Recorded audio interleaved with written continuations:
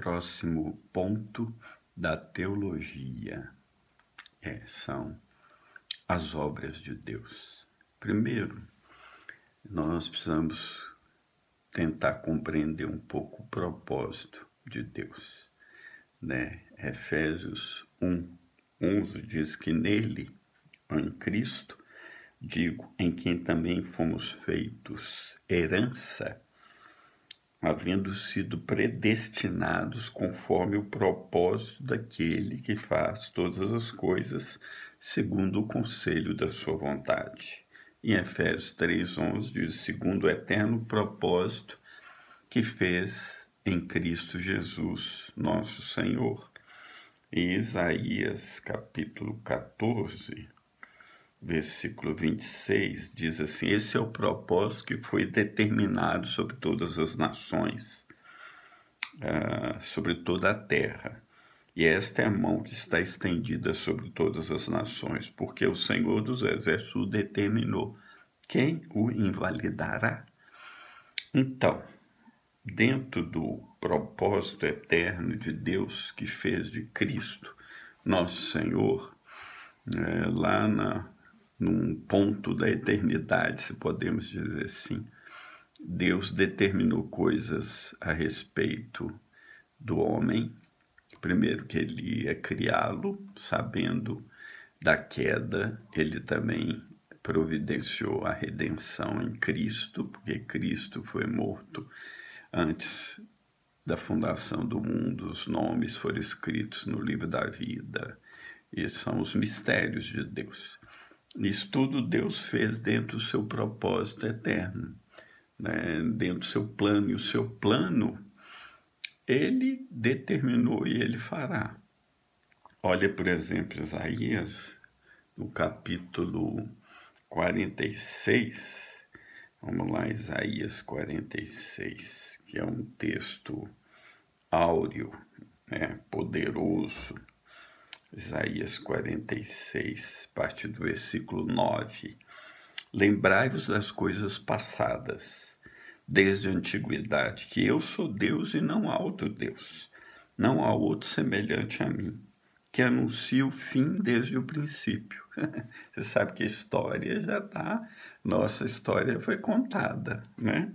E desde a antiguidade as coisas que ainda não sucederam, que digo, o meu conselho será firme e farei toda a minha vontade. Meu conselho é meu propósito. Então, que chamo a ave de rapina desde o Oriente e de uma terra remota, o homem do meu conselho, né? Porque assim o disse e assim o farei vir. Eu o formei e também o farei. Ouvi-me, ó duros de coração, os que estáis longe da justiça.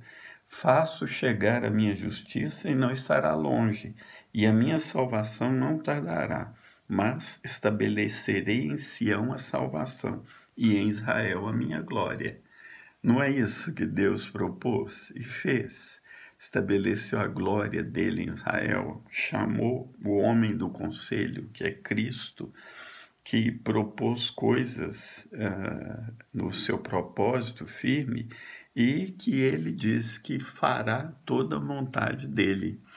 Logo, o propósito eterno de Deus não é que ele despreza o homem, mas que o homem está dentro desse propósito. Não é que as nações e indivíduos eles vão, no fim, fazer o propósito de Deus, a vontade de Deus, mesmo quando há coisas ruins acontecendo, como essa pandemia, também está dentro do propósito de Deus, e ele, de algum modo, está usando isso para a glória dele. A profecia bíblica mostra isso desde o princípio, por isso que ele diz que eu anuncio o fim desde o princípio, né? E Atos 17, Paulo fala um pouco disso também quando ele está pregando para os atenienses. Atos 17, 25.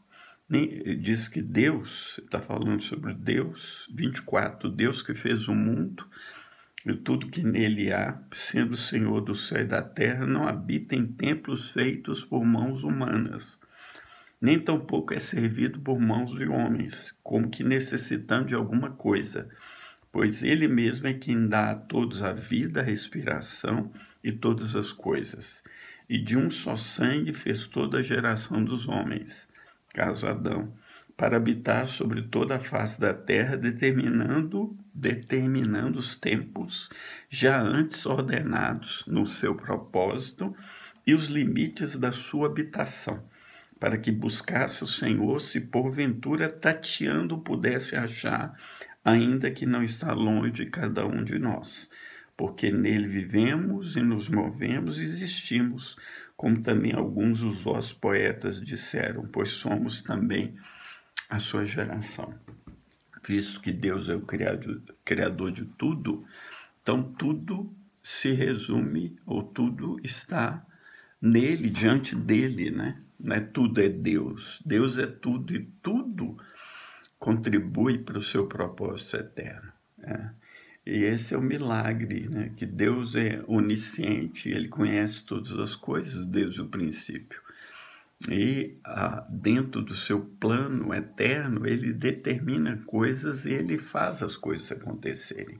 Né? E seu poder, na sua sabedoria, ele vai executar tudo para a sua glória, para o seu reino e para a redenção do seu povo, que ele propôs lá antes da eternidade. Nós não conseguimos captar a profundidade disso. Não entramos, como diz, Deus perguntou para Jó, onde estavas tu quando eu criei, né, isso, aquilo? Então nós não conseguimos captar a profundidade desse propósito.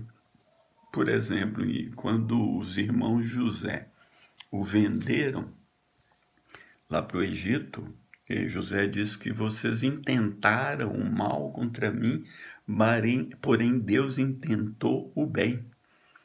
Quer dizer, a palavra que eles intentaram no hebraico é a mesma palavra que Deus intentou.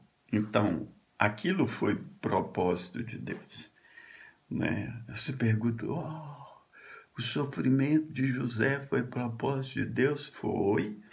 Nós sabemos Deus tratando com José e com os irmãos dele, mas, sobretudo, Deus fazendo aquilo para a glória dele e para a preservação da nação de Israel, de onde viria o Messias. Então, tudo concorre para o bem, como diz Paulo, para o bem daqueles que amam a Deus, daqueles que são chamados segundo o seu propósito, não é? Ou como ele diz, né? Depois que ele fala que tudo concorre para o bem daqueles que são chamados segundo o seu propósito, aqueles que amam a Deus, os que amam a Deus são chamados segundo o propósito de Deus, porque ele os conheceu de antemão e os predestinou para ser conforme seu Filho, Romanos 8, 28 e 29. Né? Então, Deus está no controle absoluto das coisas.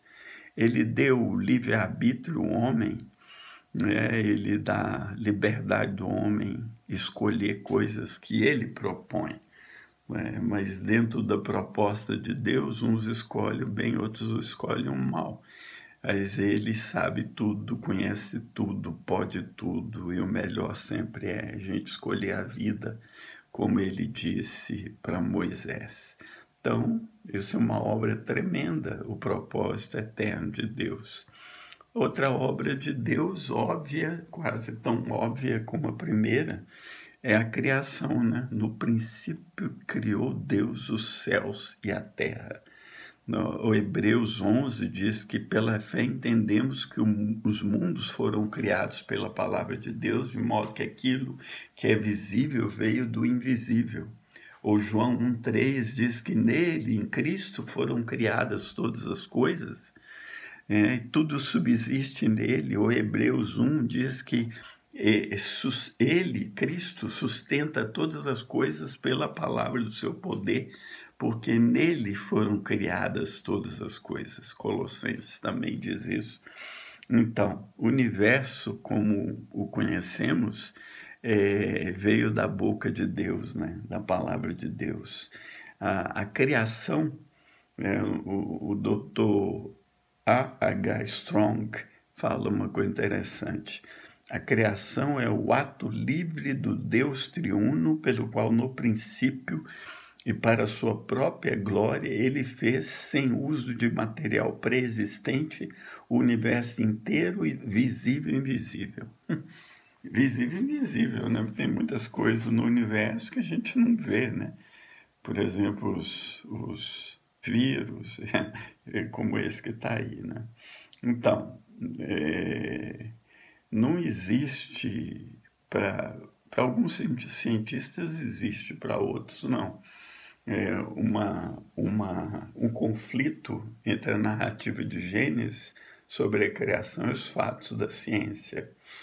Então, muitos duvidam, né, por causa do tempo, etc. e tal, e questionam a criação. Mas hoje em dia tem muitos cientistas que são criacionistas, né? Que eles defendem. E aqueles que não defendem, a fé deles é ir contra a criação de Deus.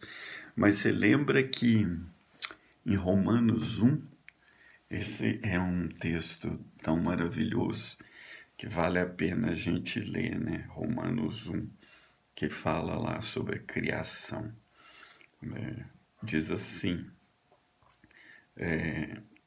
tendo conhecido versículo 20, Romanos 1, 20, porque as suas coisas invisíveis, desde a criação do mundo, tanto o seu eterno poder como a sua própria divindade, se entendem e claramente se veem pelas coisas que estão criadas, para que eles fiquem inexcusáveis. Os homens são indesculpáveis. Olha para a criação.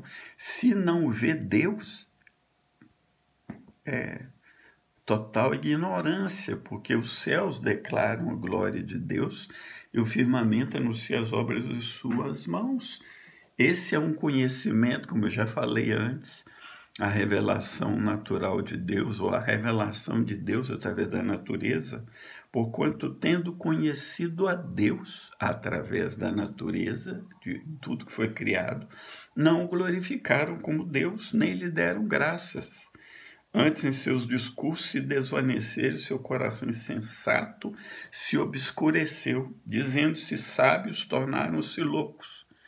E aí, na sua loucura, esses sábios, eles fazem imagens do Deus incorruptível, usando aves, répteis, quadrúpedes e etc., e até a figura humana, para dizer que esse é meu Deus. Você vê que, então, a idolatria é uma loucura, né? Quando o homem faz um ídolo e o adora como se fosse Deus, porque Deus é infinito, ele habita numa luz inacessível, ele é espírito, nenhum homem viu ou pode ver, mas Cristo o revelou, né? Então, Deus, Pai, Filho e Espírito Santo existem, são pré-existentes, ou são autoexistentes, ou existem desde a eternidade, né? Antes que Abraão existisse, eu sou, Jesus falou. Eu sou o que sou, ele diz a Moisés, né? Então, ele é inexplicável, ele é tudo o que ele é o alfa, o ômega, né? São as duas palavras gregas. A primeira e a última palavra do alfabeto grego, dizendo então, que ele começa, ele termina, ele é o princípio de todas as coisas, nele todas as coisas existem, né? Então Deus, ele é simplesmente. Então a criação manifesta a glória dele, e a criação deve dar glória a ele. Em Romanos também 8 diz que a própria criação ficou sujeita à vaidade por causa daquele que sujeitou. Quem sujeitou a criação à vaidade? Deus. Porque quando Adão e Eva pecaram, Deus disse: maldita é a terra por causa de vocês. né? Desde agora ela vai produzir espinhos, cardos, vírus, etc. É uma coisa tremenda. E a criação passou a gemer por uma redenção, porque a criação ficou perturbada, ficou complicada, a terra ficou abalada por causa da maldição. Os animais ficaram descontrolados, selvagens. Tudo na criação mudou por causa do pecado, por causa da... Deus sujeitou a criação à vaidade, mas ela geme esperando a redenção. E a redenção final da criação acontecerá quando Jesus voltar, porque ele vai criar novos céus e nova terra que habita a justiça. Então, por isso que nós somos como uma prévia da nova criação, porque se alguém está em Cristo, nova criação é, ou nova criatura. As coisas velhas passaram, então nós temos em nós as primícias do Espírito. Por isso nós também gememos esperando a adoção, a redenção do nosso corpo, né? Nós queremos ser glorificados, porque seremos melhores ainda e superiores ao próprio Adão quando foi criado. Adão, quando foi criado, era imortal, né? Mas não tinha a glória que nós teremos. Então, essa é a criação toda geme por isso. Essa é a criação. E a terceira grande obra de Deus, e eu vou falar no próximo vídeo. Um abraço.